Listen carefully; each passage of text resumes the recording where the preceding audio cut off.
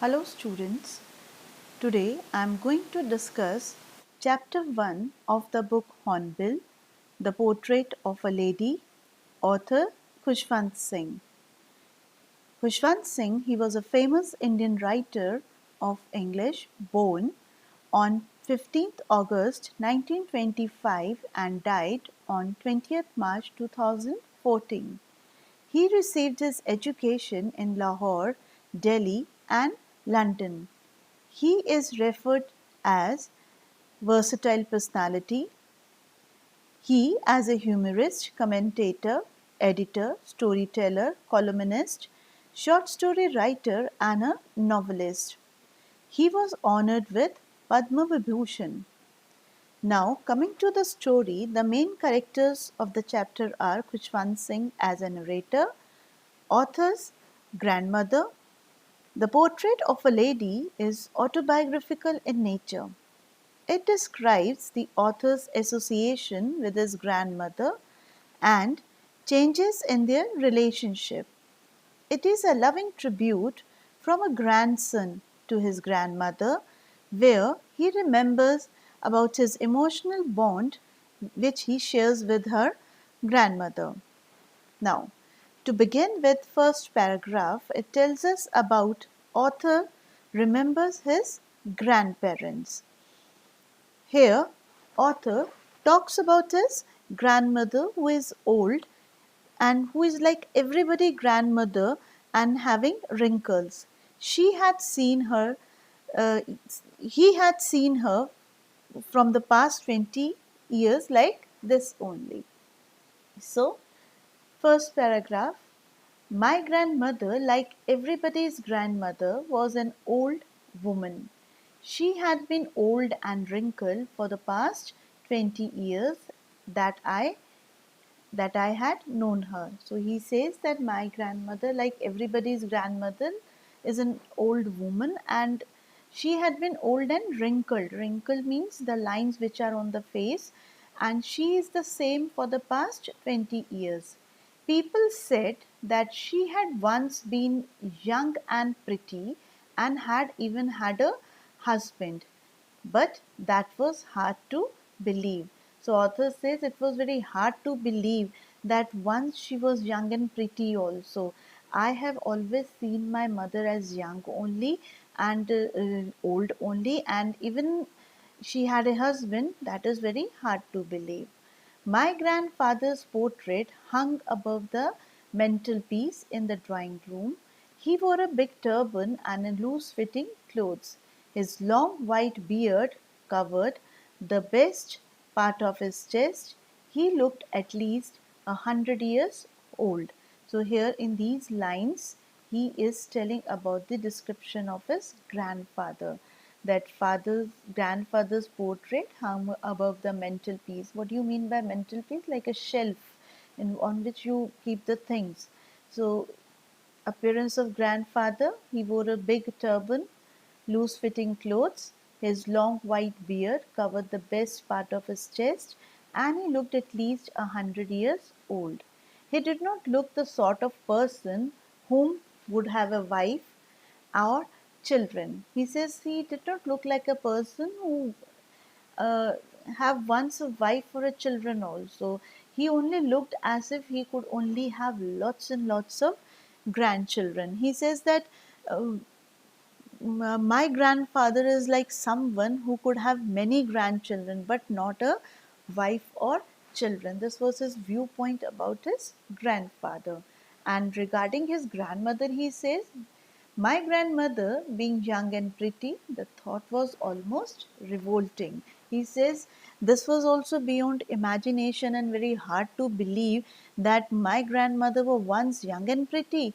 He never imagined his grandmother as young. So, the meaning of thought was almost revolting is revolting means unpleasant, and thought was almost revolting means it was very hard to believe. She often told us of the games she used to play as a child. That seemed quite absurd and undignified on her part, and we treated it like the fables of the prophets she used to tell us. So when grandmother used to tell the stories that when she was small, how she uh, play the games, and the games which he thinks that it is quite absurd. Absurd means illogical and undignified. Undignified means like disrespectful, that grandmother can play games also. So it was very, it seems very illogical for him. And he says that we treated it like fables of the prophets she used to tell us. And he says that uh, he thought that her life stories were like other moral stories which she used to tell him. He never believes that grandmother can be small also and play games. Okay, so the very first paragraph we have read about description of the author's grandparents. Now, moving to the next paragraph, she had always been short and fat and slightly bent. In this particular paragraph, we are talking about the description of grandmother, the character, the personality, that how she looks like. Grandmother looks like a divine beauty. Okay, so she had always been short and fat and slightly bent. Her face was a crisscross of wrinkles running from everywhere to everywhere. He says that her face looked like a crisscross of wrinkles. Crisscross means pattern of intersecting straight lines, like lines are there on the face, wrinkled face. So running from everywhere to everywhere. No, we were certain that she had always been as we had no, we were certain that she had always been as we had known her. So he said that we always known her like as she was. We never thought that she might once young and pretty also. We always thought that she is very old, so terribly old that she could not have grown older and had stayed at the same age for 20 years. We always believed that she was the same old lady. She could never have been pretty, but she was always beautiful. This is something we have to take care that he says that she could never have been pretty, but she was always beautiful. He thinks that my grandmother was like an evergreen, having a evergreen beauty. She was always beautiful, and overall personality, she was a beautiful lady. She hobbled about the house in spotless white with one hand resting on her waist to balance her stoop and the other telling the beads of her rosary. So he says that she hobbled about the house. Hobbled means walking in an awkward manner. In spotless white is her dress, her attire. She was in spotless white dress with one hand resting on her waist to balance her stoop. Stoop is to bend when somebody's body is bent forward. So she balanced her stoop and the other telling the beads of her rosary, and she was always holding one rosary uh, in her hand. Rosary is the string of beads for keeping count of number of chants made for a religious prayer. So whenever you chant, the beads start, she starts moving the beads. Her silver locks were scattered untidily over her pale, puckered face, and her lips constantly moved in inaudible prayer. Silver locks, grey hair, were scattered untidily over her pale means dull, puckered means wrinkled face, and her lips constantly moved in inaudible prayer. And her lips were always moving in inaudible prayer. Inaudible prayer means unable to hear hear. So she was always reciting some prayers in her lips. Yes, she was beautiful. She was like the winter landscape in the mountains, an expanse of pure white serenity, breathing peace and contentment. Now, here he is comparing her grandmother with winter landscape in the mountains. Literary device used as simile here. He says, my grandmother is like a winter landscape in the mountains, and she is the expanse of pure white serenity, breathing peace and contentment. So he says, uh, winter landscape like refers to spotless white dress she is wearing, silver hair, grey hair, and calm and relaxed and peaceful. She is always calm and relaxed. Means he is defining the character of her grandmother, that she's like a snow covered mountain which is always moving in the house, like from silver locks to the dress she is wearing, and moving in the house, in hobbling in the house, and breathing peace and contentment. Contentment means a state of happiness and satisfaction. So this particular paragraph we have read about the grandmother as a divine beauty. He considers her mother as a grandmother as a divine. So next paragraph is about my grandmother and I were very good friends. So in next paragraph we will read about bonding of narrator and his grandmother. So they were having very nice bonding. So my grandmother and I were very good friends. This was the first phase when he was a child. They were very good friends. Okay. My parents tell me with her when they went to live in the city and we were constantly together. So parents left me with her when they went to live in the city and we were constantly together. Now author parents moved to city and they left the narrator to his grandmother. Now here it shows the character and qualities of grandmother, that she was very responsible, she was very affectionate and caring. There is one question of write the character sketch of grandmother, where the first very point is that she was responsible, affectionate and caring. So she used to wake me up in the morning and get me ready for school. So this was the daily routine of the grandmother. Now we will read the daily routine of the grandmother. What she do? She used to wake him up in the morning and get me ready for the school. She said her morning prayer in a monotonous sing song while she bathed and dressed me up in the hope that I would listen and get to know it by heart. So she said her morning prayers in the same tone. Every day, the same tone was going on while she bathed him and while she dressed him up, and in the hope that he would one day listen the song and he would learn the song, because she wants to inculcate him all that spiritual and religious feeling in his grandson. So then she would fetch my wooden slate, which she had already washed and plastered with yellow chalk, a tiny earthen ink pot, and a red pen, tie them all in a bundle and handed it to me. And then what she do? She would fetch my wooden slate. As nowadays you are having notebooks and books for studying. Earlier there was one a sort of a wooden slate which she washed every day. It was washed and plastered with yellow chalk, and tiny earthen ink pot was there, red pen was there. It was all tied in a bundle, and she used to hand him to the narrator. After a breakfast of thick stale chapati, stale means not fresh, with a little butter and a sugar spread on it, we went to school. She carried several stale chapatis with her for the village dogs.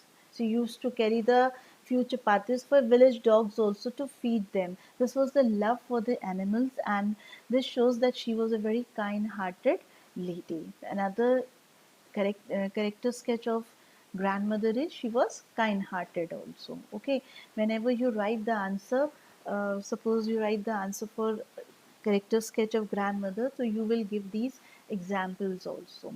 Now moving to next paragraph, my grandmother always went to school with me because the school was attached to the temple. The priest taught us the alphabet in the morning prayer, while the children sat in the rows on the either side of the veranda singing the alphabet or the prayer in chorus. My grandmother sat inside reading the scriptures. Now, this was still the routine of the grandmother, is we are telling that after getting him dressed for the school, feeding for the breakfast. Then she took him to the school. She always go with the narrator, and because the school was attached to the temple, in this way she go to the temple also and narrator to the school. Priest taught us alphabets in morning prayer, while the children sat in the rows either side of the veranda singing the alphabet or prayer in a chorus. My grandmother sat inside reading the scriptures. Scriptures are the holy books. When we both had finished, we would walk back together. Okay, this time the village dogs would meet us at the temple door. This time again village dogs accompany them.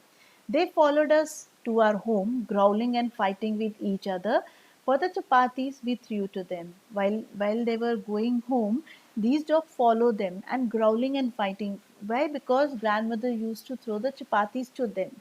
Okay, so, from this particular paragraph and the previous one, we come to know that grandmother was religious in nature. She was having a religious nature.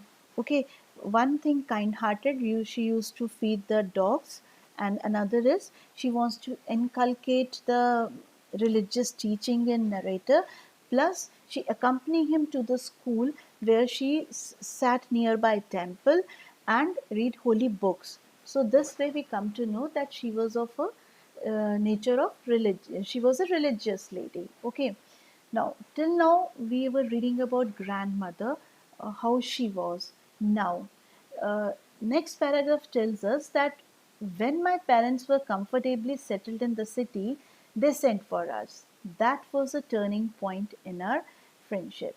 So this is something important of the chapter, that what is the turning point in the life of grandmother and narrator. So this is important. This paragraph is important. Plus, from the question point of view also, that when my parents were comfortably settled in the city, they sent for us, and that was a turning point in our friendship. This was the another phase uh, of his friendship with the grandmother. First phase when he was small going to school, second phase when he shifted to city.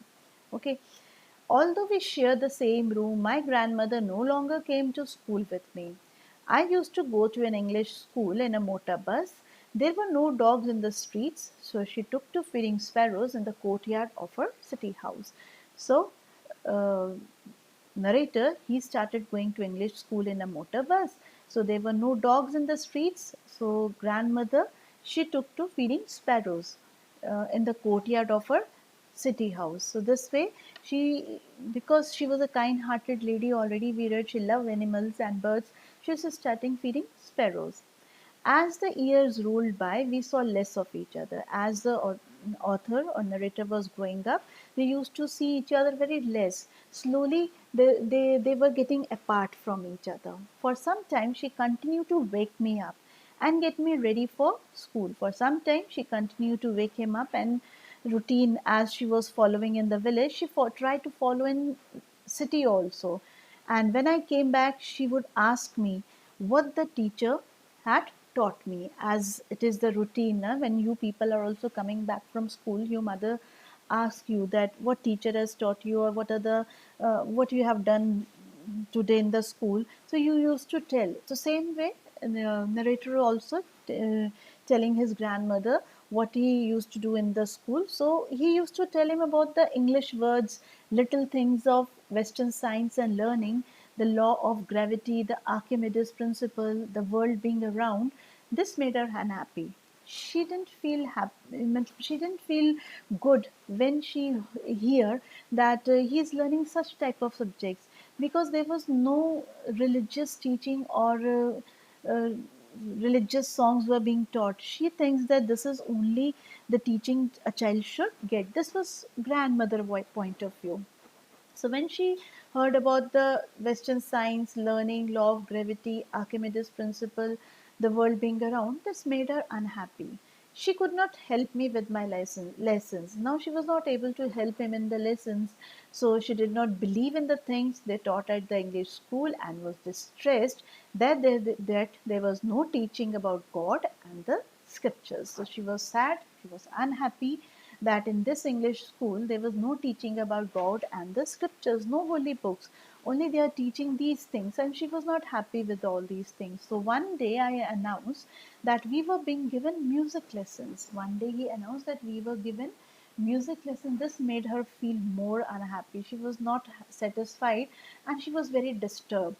To her, music had lewd association. She thinks music had lewd association means it is not a part of a decency. She thinks that this is something indecent to teach or learn music. It was the monopoly of harlots and beggars and not meant for gentlefolk. She thinks learning music is for the monopoly of harlots and beggars and prostitutes, and not meant for the gentlefolk. Gentlefolk are the people of noble birth. Means she thinks that this is not for gentlefolk, gentry. It is for beggars and harlots. She said nothing, but her silence meant disapproval. She was not able to say anything because parents, his grandson, parents and grandson, they were all happy and satisfied. She was not able to say anything. She really talked to me after that, and after that, there was less communication between the grandmother and grandson, and she stopped talking to him. So this is how years rolled by and time passed. Okay, so we will continue the other half of the chapter next time. Thank you.